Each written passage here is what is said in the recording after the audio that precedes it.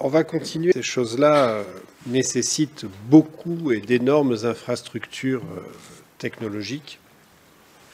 Et parmi ces infrastructures technologiques, il y a évidemment les data centers qui posent différentes questions. Alors, on entend énormément parler de souveraineté en la matière, mais c'est loin d'être la seule question que posent les data centers. Et on a aussi un problème environnemental sur ces outils. Donc on a la bonne personne au bon endroit pour nous en parler aujourd'hui avec Tristan Vuillet, qui est, si j'ai bien saisi, qui est issu des arts et métiers, c'est ça, Gazar, qui a eu diverses expériences. Mais alors, je voudrais vraiment insister sur une expérience parce que ça m'a épaté. Vous avez fait CleanTech Explorer, un tour du monde des technologies propres de 2016 à 2017, où pendant 11 mois, vous avez visité 15 pays, et vous avez bien fait d'aller dans certains parce que vous ne pourriez plus y aller aujourd'hui, pour aller rencontrer des sociétés, assister à des conférences, et vous créez une véritable culture de cette problématique de le respect de l'environnement dans l'industrie, je trompe pas. Oui, dans l'industrie. Dans l'industrie. Je pense que c'est une expérience assez unique. Je ne suis pas surpris que derrière vous ayez eu une poursuite de carrière où vous avez visiblement, on a disputé votre venue, d'abord chez M6 Conseil et puis aujourd'hui chez OVH, où vous êtes, alors comment est-ce qu'il faut dire en français, Program Manager Sustainability. Alors on pourrait dire que je pilote la feuille de route environnementale pour le groupe. Il n'y a pas une traduction en 3 mots. Hein. Ouais. Bon, alors vraiment, on est très heureux de vous recevoir pour nous parler de ce que vous voulez, ça c'est d'abord un principe, mais j'espère de cette feuille de route environnementale chez OVH, et je vous passe la parole en rapprochant la caméra. Merci et bonjour à toutes et à tous. Alors j'ai une question pour commencer. Qui a déjà visité un centre de données? Qui a déjà visité un centre de données OVH Cloud?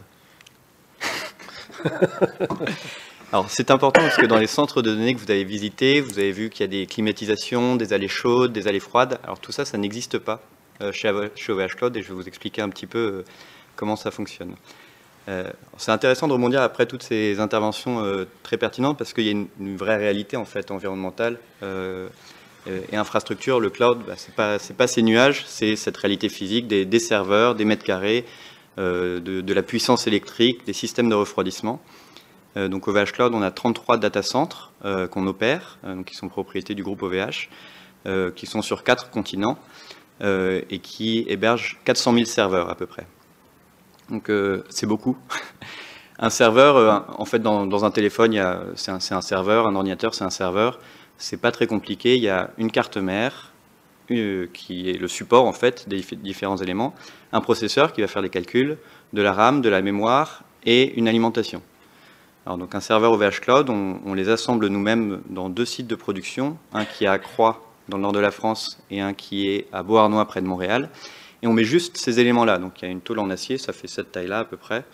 Et on vient assembler les éléments à la main par des chaînes de production manuelles. Ensuite, ces serveurs sont envoyés dans les centres de données, sont installés là pour 3, 4, 5, 10 ans.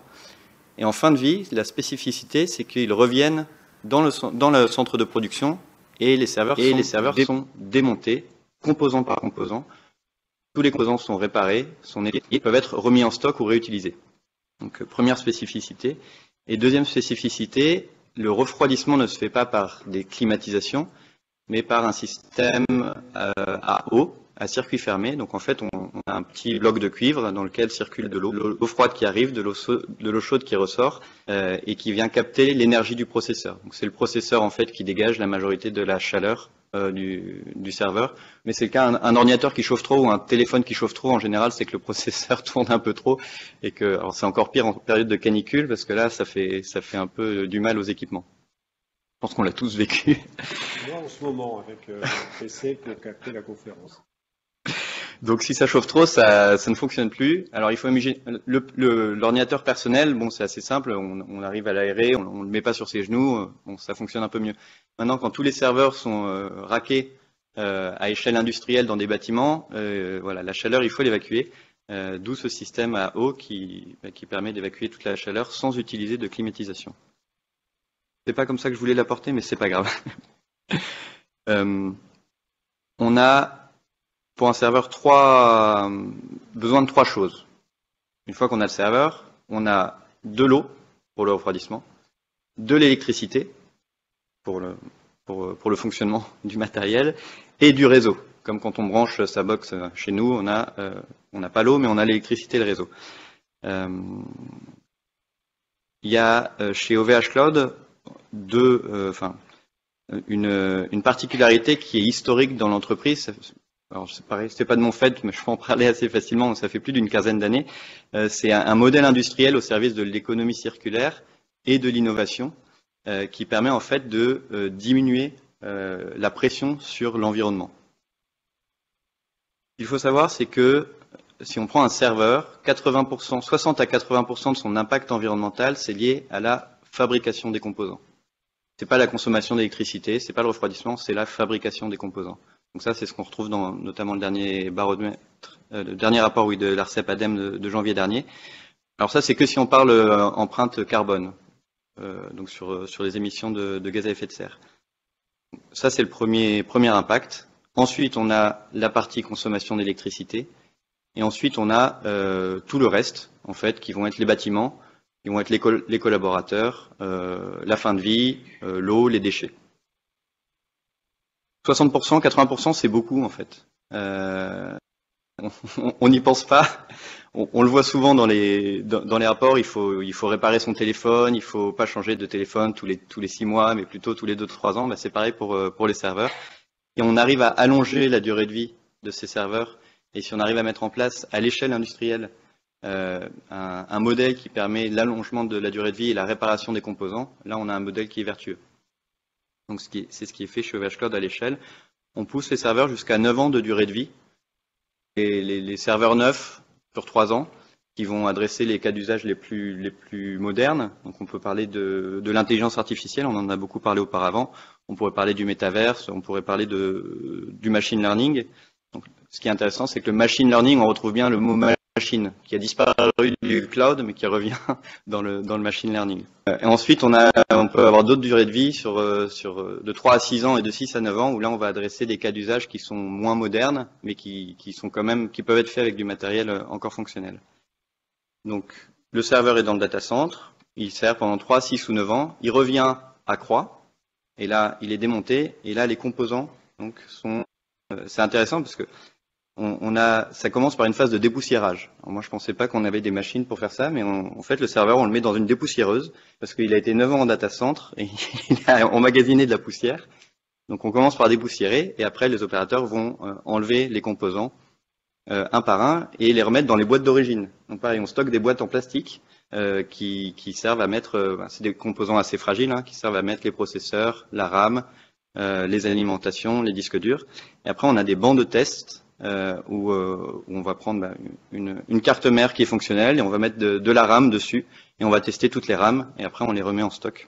Ça, c'est sur la partie serveur, mais il ne faut pas s'arrêter juste à la partie CO2 qui sont les émissions de gaz à effet de serre que tout le monde compte dans le bilan carbone, qui est aujourd'hui obligatoire sur le scope 1 et le scope 2. Je ne sais pas si vous êtes familier, scope 1, scope 2, scope 3 du bilan carbone. Non? Ok. Alors le bilan carbone, c'est la mesure des émissions de gaz à effet de serre d'une entreprise. Alors on peut le faire à titre individuel, on mesure ça en général sur une année. C'est obligatoire pour les entreprises de plus de 500 personnes en France sur ce qu'on appelle le scope 1 et le scope 2. Et ça va bientôt devenir obligatoire avec le scope 3. C'est ce qu'on a vu avec les derniers échanges sur la CSRD. Donc le scope 1, c'est les émissions directes liées à la consommation de carburant de l'entreprise. Alors nous, vous dites qu'est-ce qu'on consomme comme carburant? Bien c'est simple, on a des générateurs de secours qui consomment du fuel. Le fuel est transformé en CO2, on compte ce CO2-là. Et on a des climatisations. Et en fait, les gaz des climatisations sont des puissants gaz à effet de serre. Donc on compte en fait chaque climatisation 2% de fuite du gaz qui est dedans et on le transforme en gaz à effet de serre. C'est pas la climatisation des centres de données, c'est la climatisation des bureaux. Ça, c'est le scope 1. Ça représente à peu près 2 à 3% de nos émissions, donc c'est vraiment très très faible. Le scope 2, c'est la consommation d'électricité qu'on transforme en CO2. Ça, ce qui est intéressant, c'est que ça va fortement dépendre du pays dans lequel sont installées les infrastructures. Si on a de l'électricité qui émet peu de CO2, comme c'est le cas en France, où on a la grande majorité de nos serveurs parce qu'on a de l'énergie nucléaire qui émet peu de CO2, ou au Québec, où on a de l'hydroélectricité qui émet peu de CO2, en fait, on va avoir déjà une nécessité liée à la consommation. Mais si maintenant, alors c'est encore plus vrai avec la crise en Ukraine, si maintenant on va dans des pays comme l'Allemagne ou la Pologne ou le Royaume-Uni, on a principalement un approvisionnement électrique qui est au gaz et au charbon. Et là, c'est pas des facteurs 2 ou 3. Entre le Québec et la Pologne, c'est un facteur 30 à 40 par kilowattheure. Donc un kilowattheure québécois, il pollue 40 fois moins qu'un kilowattheure polonais. Donc c'est assez intéressant à prendre en compte. Donc nous, notre scope 2, il représente à peu près 40% de nos émissions. Pourquoi? Parce qu'on a 400 000 serveurs qui consomment beaucoup d'électricité. Et ensuite, le scope 3, c'est celui qui est le plus important, mais c'est celui qui n'est pas obligatoire. C'est un peu dommage. Certaines entreprises, le scope 3 peut représenter 98% de leurs émissions. 98%. Et c'est celui qui n'est pas obligatoire. Donc, certaines entreprises qui disent on est carbone neutral ou net zéro ou neutre en carbone, dans les petites lignes, il y a 90%. Il y a marqué scope 1 et scope 2 uniquement. Donc on a oublié 80% du problème et on est neutre en carbone. D'ailleurs, on n'a plus le droit de dire qu'on est neutre en carbone. Donc c'est parfait pour toutes ces communications qui peuvent être un peu trompeuses. Dans le scope 3, on retrouve toutes les émissions de l'entreprise en amont et en aval de la chaîne de valeur. Donc le fret, les bâtiments, les collaborateurs qui viennent au bureau, les collaborateurs qui prennent l'avion, le nombre d'ordinateurs et de téléphones, la fin de vie des équipements, les impacts liés à l'eau et les achats. Et dans les achats, c'est là qu'on retrouve les serveurs, les composants.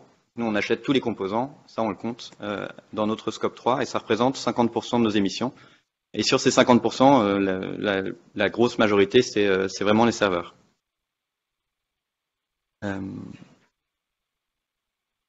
Il y a un enjeu, il y a plusieurs enjeux aujourd'hui en fait sur lesquels on peut agir. Avant d'agir, il faut d'abord la mesure. La mesure, elle va passer par le bilan carbone. Ensuite, cette mesure, il faut savoir la connaître, l'interpréter. Et donc là, il y a des enjeux de formation. Et après, on se pose la question de quelles sont les contraintes environnementales en fait qui vont arriver sur mon centre de données. Il va y avoir d'abord la réglementation qui est en train de s'intensifier de manière très très rapide. Et c'est assez dur aussi parfois pour l'industrie d'arriver à suivre au bon niveau. Mais là, il y a un vrai enjeu, et c'est un peu lien avec ce qu'on disait avant. Je pense pas qu'il y aura de surréglementation, il n'y a pas de risque de surréglementation pour l'empreinte environnementale du numérique.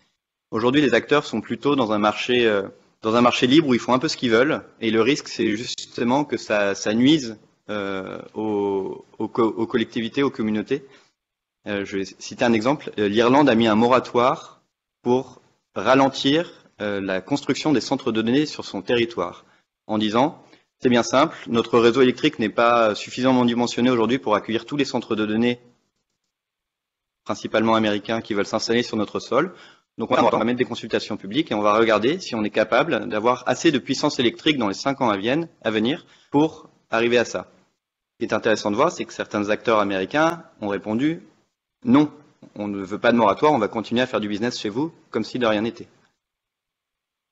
Donc, on peut commencer à faire des liens entre la souveraineté et la réglementation environnementale qui s'accélère. Et je pense que c'est une très bonne chose parce que on va avoir donc les stratégies nationales bas carbone qu'on a au niveau français, au niveau européen, qu'il va falloir respecter.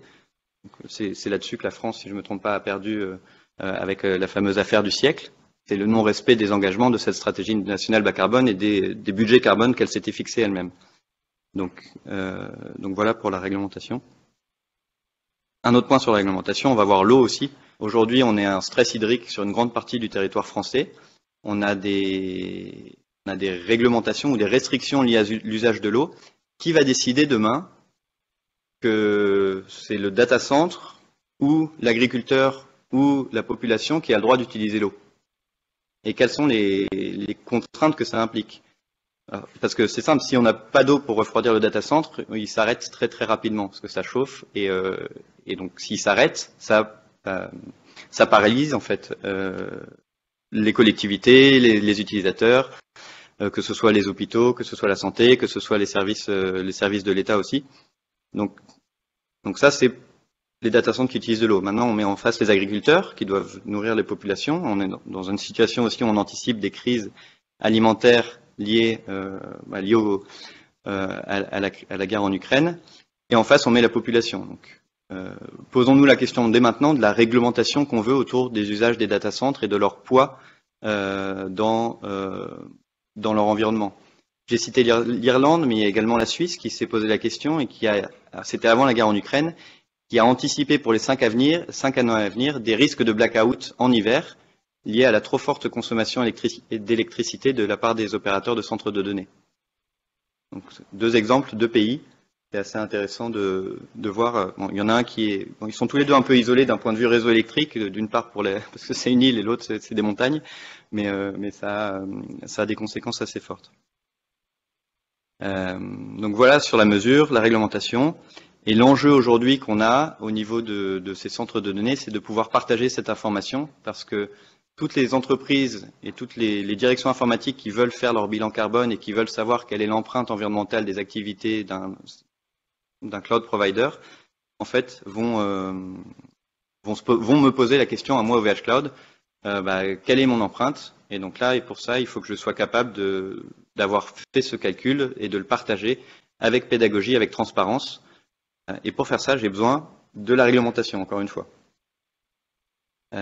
Aujourd'hui, il y a donc c'est des travaux qui sont menés par l'ADEME, d'avoir des règles en fait d'allocation d'empreintes environnementales sur les services cloud, qui vont en fait structurer les différents affichages environnementaux qui vont être demandés aux cloud providers. Et là, il y a un enjeu d'avoir une harmonisation des pratiques, pas au niveau français, mais au niveau européen.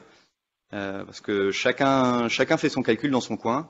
Alors, bon, les plus avancés, ce sont les GAFAM, qui ont aussi des enjeux marketing forts et qui ont mis ça en place. Mais si on n'a pas un cadre réglementaire qui fixe les règles du jeu pour un affichage environnemental ou pour le calcul de l'empreinte environnementale du numérique, on se retrouve avec des mesures qui ne sont pas harmonisées et qui ne servent pas finalement les clients finaux et les utilisateurs finaux, qui ne permettent pas de comprendre quel est le vrai poids de l'empreinte du numérique. Voilà ce que je pouvais dire. Merci beaucoup. Effectivement, on se doute bien, enfin, je parle pour moi, de la complexité de la gestion vertueuse de tels équipements industriels, mais ce qui est intéressant, de notre point de vue, c'est qu'effectivement, vous nous dites que vous avez besoin de repères et qu'il ne peut s'agir que de repères légaux, parce que sinon, vous ne pourrez pas comparer en réalité. Est-ce que nous avons des questions dans la salle sur cette intervention? Oui. Bonjour, j'ai une question toute simple. C'est est-ce que l'usage de la mer peut permettre de rafraîchir les data centers plutôt que d'utiliser de l'eau qui pourrait servir aux agriculteurs et aux hommes?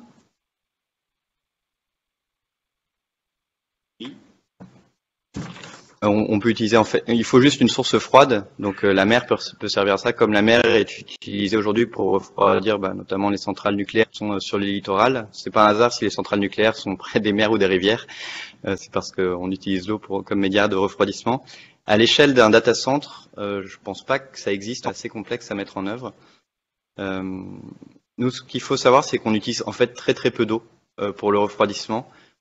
Donc, il y a un premier circuit fermé qui récupère toutes les calories au niveau des serveurs, qui a envoyé ça à un deuxième circuit qui est plutôt au niveau du centre de données, où là on a un circuit d'eau froide et d'eau chaude qui est aussi fermé. Et en fait, on va juste utiliser l'inertie de l'air pour refroidir ce système. Ça fonctionne tant qu'il fait moins de 25 degrés en gros. Donc 80% de l'année, on n'a pas besoin d'eau du tout pour refroidir ces centres de données, parce que la température d'un centre de données, c'est pas 20 degrés, c'est pas nécessaire. Je sais pas, les centres de données que vous avez visités, ils faisaient peut-être 18, 20 degrés. En fait, on peut un peu opérer un centre de données à 30, 35 degrés. C'est pas un problème.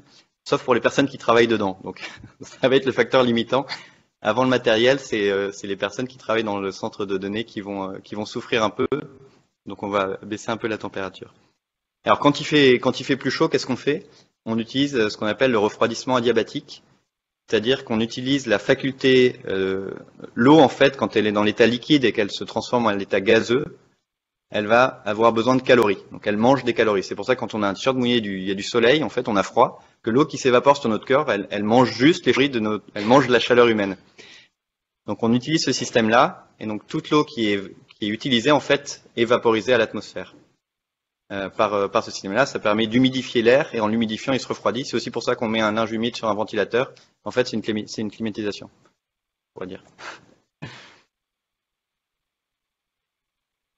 Alors, inversement, est-ce qu'il n'y aurait pas un moyen d'utiliser la chaleur des data centers pour, je crois qu'il y a des projets comme ça, est-ce qu'OVH va le faire pour chauffer des villes, voire pour fabriquer de l'électricité, comme dans les centrales nucléaires? Exactement. Alors c'est une très bonne question aussi. On a 3 projets. Donc en France, on a des data centers à Gravelines, dans le nord, à Roubaix, dans le nord aussi, et à Strasbourg, dans chacun, on a des projets de réutilisation de la chaleur fatale. On a plusieurs défis aujourd'hui. Le premier, c'est que notre système est un peu trop efficace et on n'a pas de l'eau assez chaude. La chaleur fatale, c'est celle que vous n'arrivez pas à produire. Exactement. Donc on a une boucle d'eau chaude en sortie de centre de données qui a 45-50 degrés. Donc on pourrait se dire, au lieu de l'évacuer à l'atmosphère, en la laissant se refroidir, utilisons-la pour faire quelque chose. Mais c'est pas assez chaud pour le mettre dans une boucle de chaleur urbaine. C'est pas assez chaud pour l'utiliser pour une industrie. Il faudrait de l'eau à 70 degrés. Ou alors sinon, si on veut l'utiliser à cette température-là, il faut mettre une pompe à chaleur. Et donc là, on a des déperditions d'efficacité. En plus, on a des coûts. Et donc, il y a un modèle économique qu'il faut arriver à mettre en place là-dessus. Ça prend pas en compte qu'on a plutôt de l'eau chaude en été. Et en été, il y a plus beaucoup de monde qui veut de l'eau chaude. Mais c'est des questions qu'on regarde attentivement, en effet. Parfait. Mais écoutez, oui, non, il y a une autre question. Bonjour, Arthur Ibemont du groupe AFNOR. Une petite question par rapport finalement aux enjeux de sécurité. Comment est-ce que vous les adressez dans le cadre de la feuille de route relative justement à cette empreinte carbone des serveurs? Alors, les enjeux de sécurité à quel...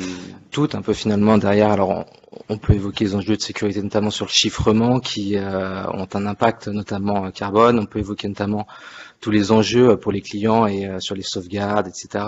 Comment finalement tous ces enjeux de sécurité vous les intégrez dans vos démarches? Alors c'est une très bonne question. En effet, j'ai beaucoup parlé de l'infrastructure, mais on ne s'arrête pas là. Aujourd'hui, on a un projet avec l'INRIA. C'est un gros projet, c'est un projet de 4 ans avec plusieurs doctorants qui vont travailler sur la réduction de l'empreinte environnementale du numérique sur toute la partie logicielle en fait. Donc là, on va parler d'optimiser l'allocation des machines virtuelles sur le matériel pour avoir moins de serveurs physiques qui hébergent plus de services. En fait, finalement, pour réduire l'empreinte environnementale, soit c'est en consommant moins d'équipements physiques et en fournissant le plus d'usages possible avec le moins d'équipements physiques. C'est vraiment l'image la plus simple, c'est le data center d'une entreprise, c'est la voiture personnelle, et le cloud, c'est le covoiturage. Et donc, plus on remplit les voitures, plus on limite le nombre de voitures en circulation. Donc ça, c'est des choses qu'on adresse à ce niveau-là. Mais pas forcément d'un point de vue sécurité, plutôt d'un point de vue empreinte environnementale et optimisation, parce que derrière, il y a une relation assez linéaire entre les gains économiques et les gains environnementaux qu'on va avoir, parce que nos postes de coûts, ça va être l'achat des composants et la facture d'électricité. Donc si on diminue le nombre de composants et qu'on arrive à servir le même nombre de clients, et si on diminue notre facture d'électricité parce qu'on a optimisé nos systèmes, finalement, ça a des bénéfices d'un point de vue environnemental. Ça, c'est assez vertueux, finalement, d'avoir cette double approche dans le cloud. Ça répond à votre question. Après, il y a des normes ISO qu'on utilise notamment plutôt sur les analyses de cycle de vie, sur les indicateurs clés des centres de données. Donc, il y en a notamment qui sont en cours de discussion, la 30134, je crois, sur les indicateurs d'efficacité environnementale des centres de données. Il faut le voir que c'est quelque chose de naissant sur lequel je pense que la réglementation et l'appareil normatif français et européen a pris beaucoup de retard parce que les technologies évoluent plus vite que notre capacité à répondre. Mais ça rejoint ce qu'il disait un petit peu avant. Ça va toujours plus vite que la capacité de la société à répondre et à mesurer ou ralentir à s'approprier le sujet. Décider. Exactement. Parfait. Écoutez, on est pile. Ah non, il y a une question. On va sortir du temps. Oui, moi j'ai une petite question sur la technologie que vous utilisez, c'est-à-dire le refroidissement par eau. C'est bien différent du coup de l'immersion des serveurs dans des tanks? Oui. Alors, Donc le refroidissement à eau, on vient mettre un bloc de cuivre dans lequel de l'eau circule. Donc c'est un serpentin d'eau. L'eau arrive à 20 degrés et ressort à 40 degrés en gros. Et on la refroidit à l'extérieur. L'immersion cooling, alors ça, quand j'ai vu ça pour la première fois, vraiment j'étais sidéré parce qu'on trempe le serveur dans un liquide et on peut mettre la main, on ne se fait pas électrocuter. C'est complètement contre-intuitif. Donc là, on va utiliser en fait un liquide qu'on appelle diélectrique qui conduit la chaleur mais qui ne conduit pas le courant. Et en immergeant les serveurs dans ce liquide, on peut refroidir des serveurs qui sont très très gourmands en énergie. Donc c'est plutôt adressé aux usages très intensifs comme le gaming, comme l'intelligence artificielle, le machine learning, qui chauffent énormément et qu'on ne peut pas forcément refroidir avec des technologies actuelles. On trempe ça dans le liquide et après on refroidit le liquide qui ne change pas d'état et qui... C'est des technologies qu'on étudie. Donc on a un centre de données expérimental à Croix, à côté de notre centre de production, dans lequel on a ce genre de technologies qui sont en train d'être étudiées. Merci. Il n'y a plus de questions. Vraiment, merci beaucoup pour votre intervention. C'était vraiment instructif qu'on passe ainsi de l'autre côté de la machine et de ce qu'il y a derrière plutôt nos machines. Donc vraiment, merci beaucoup. Merci. Et j'espère qu'on pourra continuer à dialoguer avec OVH dans nos conférences sur ces différents sujets. Et puis,